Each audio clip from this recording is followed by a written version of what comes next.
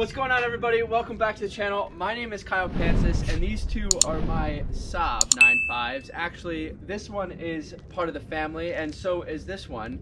My sister-in-law drives this car, and if you guys are new to the channel and haven't checked out the series on any of these cars, I'll be sure to link the playlist above. So if it's your first time visiting the channel, be sure to check out those videos. Also smash the subscribe button, because if you're finding this video, it's because you saw the description of the title. And obviously I'm a little bit biased when it comes to Saabs, but I wanted to bring up some really important points today in this video of buying a Saab in 2021, and I would presume this goes into the future because that's how awesome these cars are. So let's be sure to hop into this, and also drop a comment below if you guys like what I'm about to tell you. So I'm going to give you guys 10 reasons why you guys should buy a Saab with a bonus at the end of it. Let's hop into this.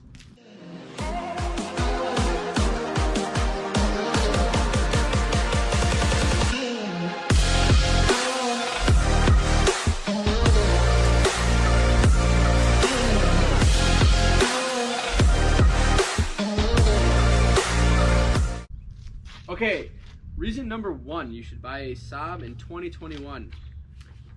It is not a Toyota Prius. It does get good fuel economy, and it's cheaper than a Toyota Prius. That's reason number one. We'll keep going on this, guys. I have a nice long list, but that was just a real easy one. I'll toss that one aside for you. Reason number two you guys should buy a Saab is if you want to compare this to a 2021 Acura TLX, which is considered a luxury sedan in today's modern market. It MSRPs at $37,500, and if you guys checked out any of these cars back in the day when they were brand new, they also MSRP'd somewhere around that price range of that time. So if you put some inflation in there, these still are more expensive brand new than an Acura. Alright, so sorry about that, we had a little camera troubles, but yes, the Acura TLX also has 272 horsepower to a 4-cylinder engine, which could have you know, a turbo. I'm not too sure, but probably not. Just a 4-cylinder engine at 272 horsepower.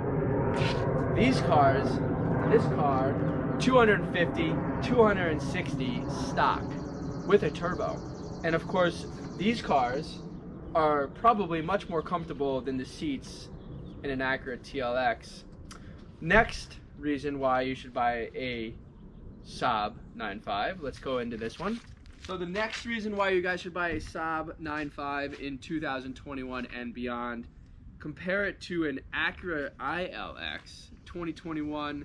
This starts at $26,000. It doesn't compare to these in any way, shape, or form from the original MSRPs, but it does get 24 miles to the gallon city, 34 highway, where these beautiful Saab engines that are pretty old, relatively speaking, will still get 21 miles to the gallon city, and if you're really nice to it, can get above 30 miles to the gallon on the highway. That being said, you should still buy a Saab because you will enjoy the drive much more than the plastic seats in an Acura ILX. Let's continue down the list, shall we? Number 4? I think we're at number 4. Number 4. If you want to compare an old Saab 9.5 that costs you under $5 grand, depending on the mileage and the year, could definitely cost you under 10 grand. Compare it to the 2021 Honda Acura. Yes, this car starts MSRP at $25,000, probably goes all the way up to into the 30s, depending on how you spec it out. I understand there's technology that's involved here with these new fancy cars, but this car can either come with a 1.5 liter 4-cylinder engine or a 2 liter 4-cylinder engine. Both produce less horsepower and torque than these beautiful Saab 9.5s. And I would venture to say that the only advantage to the the Honda Accord is they will get better fuel economy than these two cars, but I think the pleasure and joyfulness of driving these Saabs over a Honda Accord will probably outweigh the fuel economy on Honda Accord. Also, the horsepower is 192 to 252 to be exact, on a brand new 2021 Honda Accord. And that being said, I would still buy a cheap 9.5.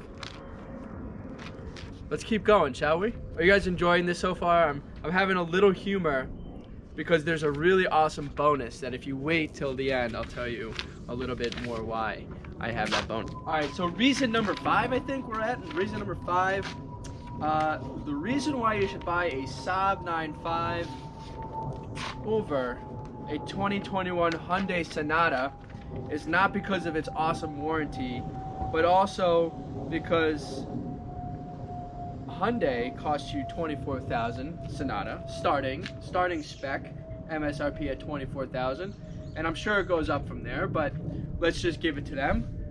This car, if you guys get the base model, only produces 180 horsepower, which is a 1.6 liter 4-cylinder engine, and if you get the higher powered engine, you're gonna get a whopping 290 horsepower. And that's a 2.5 liter cylinder, 2.5 liter 4-cylinder. Sorry, the joys of this video are littering my driveway. Hold on. Okay, where were we at? We were talking about the Hyundai. So the reason why it's still by a Saab 9.5, a highly depreciated one, over the 2021 Hyundai Sonata, not because of its looks, but also, again, these have a 4-cylinder turbocharged engine producing around 250 to 260 horsepower, depending how it's spec'd, depending on the year. But there's more to that. These have turbochargers, and they're 2.3 liter engines, and they probably won't sound like a rubber band engine. And that's why I would still buy a Saab 9.5 over a 2021 Hyundai Sonata. Also, not to mention the seats are probably still a million times comfortable in a Saab than in the 2021 Hyundai Sonata. I'm not even getting into the legroom of the back seats and the comforts of that and the trunk and how awesome that is, but let's continue, shall we? Stick with me. The last one here, number 6, I believe. The reason why you should buy an old Saab 9.5 over a 2021 BMW 3 Series. I know I'm comparing it to the 3 Series, not the 5 Series, which is comparable to these, but simply for the fact that the fuel economy is not much better on a BMW 3 Series. You'll probably have a lot more warranty work on a 3 Series than you would an old Saab 9.5, and the horsepower isn't that much greater than an old Saab, ranging from 255 to 288 horsepower, and you're still going to probably spend $500 a month on a lease for a BMW 3 Series.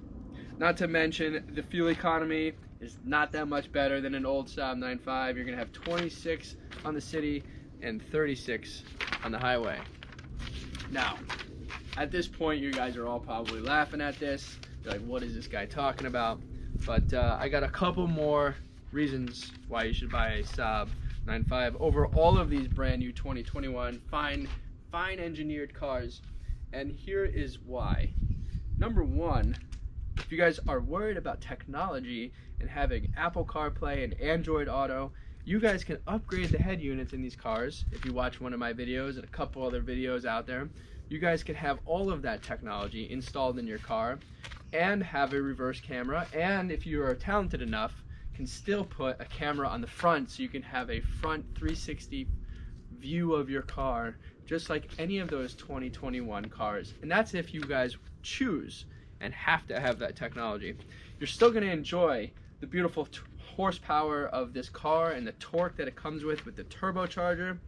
You also have a wide variety and full support community of upgrades for performance. So if 250, 260 horsepower is not enough, you guys can make these things juiced up and make them sound really awesome because they have a nice growl to the exhaust with a powerful turbo, which I might add, if you guys continue to upgrade the performance, you don't really sacrifice too much fuel economy, so you're still going to be in the spec and competitive to the fuel economy of these other 2021 cars that have horrible 4-cylinder engines that probably sound worse than the airplane flying above me right now. 8, I think we're at number 8, guys. The community for these Saab 9.5s is just amazing. If you guys have any outreach to anywhere on Facebook, the Saab Central forums, and even YouTube, such as my channel and a couple other guys out there, such as Auto Autopsy and a few others, not to name all the names,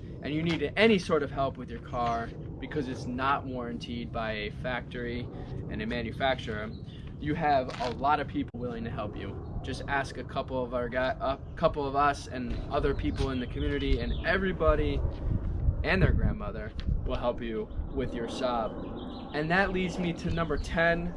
All of that included with the fact that you're driving a Saab adds to an experience that once you have it, you'll never ever in the rest of your career of driving a car will ever want another thing other than a Saab, because the experience of driving these cars is so freaking unique that nobody understands it unless you actually get in to a Saab and drive it. And if you're smiling at this video right now because you own a Saab and you know, then drop a comment below. And if you're smiling right now saying like, what is this guy talking about, then also drop a comment below and I can send you a link to a Saab near you, and you can experience it for yourself.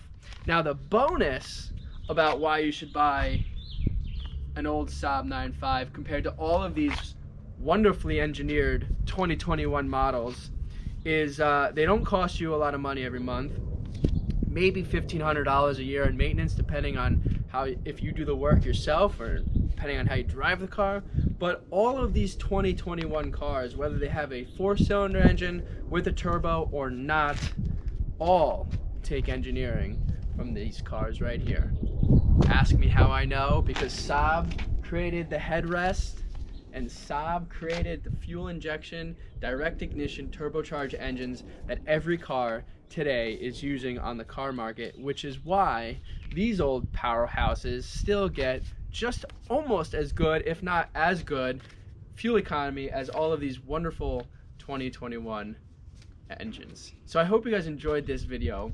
If you guys liked it, please be sure to smash the like button. If you didn't like it, then also drop a comment and like it as well, because why not? These cars are great, and if you don't know what I'm talking about, then you might as well buy one and figure it out, because having one laying around makes a lot of sense. This car here has 205,000 miles on it, and it's running perfect. It runs like it ran out of the showroom 20 years ago. Sorry, 17 years ago. And this car over here has gone through 2 front-end accidents. And if you guys want to check out those rebuilds, I'll link the playlist above once again. This car had 2 front-end accidents. One I bought off the auction like that. One happened by accident, obviously. And it survived. And it runs beautifully. So before I end this video, I'm going to give you guys a quick tour inside and outside under the hood to show you a little bit more about these cars and everything I'm talking about. So if you guys want to buy yourself a Saab 9.5 versus any of these wonderful 2021 models, you guys can do that. So guys, real quick, a lot of these cars, if you guys are shopping the market, you'll find plenty of them out there. Some will be rough shape, some won't be rough shape, depends on the owner. So if you really are trying to get into one of these cars, just make sure it comes from a good house, because you know, then you're gonna have a good car and know that it's been well cared for. So here is the inside. This is our 2008 Saab 9.5. You guys can see it's got the extra bolstered seats, and it, like I said in the video, you're like sitting on a couch. It doesn't compare to any modern seat out there at all, unless you're paying a premium for a super high-end luxury car, which by the way is going to MSRP for much more than what we were just talking about earlier in this video. So here is the inside. This car starts right up. All right, it's got automatic climate control, heated front seats, and this is the original heads-up display, or excuse me, radio in the system. But if you guys wanted to upgrade this whole thing to a larger double-din screen with a camera and all that good stuff, you can, no problem. Comes equipped with the garage door openers like all 2021 models, as well as the sunroof. And of course this car has a sport mode and all the hand controls on the steering wheel. So that is inside the Saab 9.5. That's a 2008. Both insides of these cars are, in my opinion, are both really nice. But in my opinion, I kind of like the older model versus the newer. But I also like the newer versus the older, and I can tell you exactly what I mean by that. Any of you out there that has both of these models can probably agree. So the reason why I like the older model interior over the 2008 newer model is the fact that the materials are a little bit nicer in the 2005 and older models. Just touching the door panel has a little bit more vinyl, has a little bit more padding, has just a little bit more quality to it. Same with the dashboard. And then, of course, if you go into the newer interior on the 08, you'll see what I'm talking about here. The interior, what I like about this interior is I like the modern-esque feeling of the dash, the cluster, but I don't like the materials. A lot more plastic, a lot more chintzy materials in there. Also, the leather, the seats are just as comfortable in this car as in this car, but the leather is not as high quality as the leather in the older models. So in this model here, you got nicer materials, you got nice leather wrapped steering wheel, which the other newer models doesn't have. And this car here is the Aero spec of this generation, so it also has the nice bolstered seats. Obviously this car has over 200,000 miles on it, so it's got a little bit more wear and tear on the seats. But here we go. Perfect startup. And this car here, I did change the doubled-in screen, which can have the Bluetooth and all of that good stuff. And again, hand controls are working and programmed. And this car also has a full auto climate control and heated seats, just like all the 2021 models. So that is that on the inside. And if I must, I should. Look how big these back seats are. They're so comfortable. Feels like a couch back here, and all of those new cars probably have plastic seats in the back. They just don't advertise that way. They advertise as leather seats, but let's give it to them where we can, right? So we talked about comparing this to a lot of 2021 models, but I also want to just highlight these things do break like any machine, and they do take service. So if you guys are trying to get these cars, just subscribe to the channel, check out all the playlists of everything that I've ever done to a Saab. I pretty much have fixed nearly almost everything on these Saabs that do commonly break. But here is under the hood, 205,000 miles, and the reason why I'm showing this to you is because you can see how nicely it has held up over the years, and the air conditioning still blows brand new and freezing cold when it's hot outside. So obviously this has had some maintenance and work done over the years, and I've also done quite a bit to it, but none of it's that hard, and the results are rewarding. So that is that. So that is that, guys. I'm gonna leave you off on all of that. I hope you liked this video. I know I sound sarcastic on some of this, but it's because I truly believe in what I'm saying, and as you guys can tell, I'm gonna have these cars for quite a long time, as long as they can go for. I mean, this car here easily can do another 200,000 miles the way it's running right now. Obviously things will continue to break, but to just fix it and enjoy the car is just that much more rewarding. So if you're into getting that satisfaction out of a car, then it's worth it. If you want to just go have a lease and not worry and sit in a plastic leather seat, then go for it. But like I said in the beginning, I'm biased, and that's why in 2021 you should still be buying the Saab 9.5.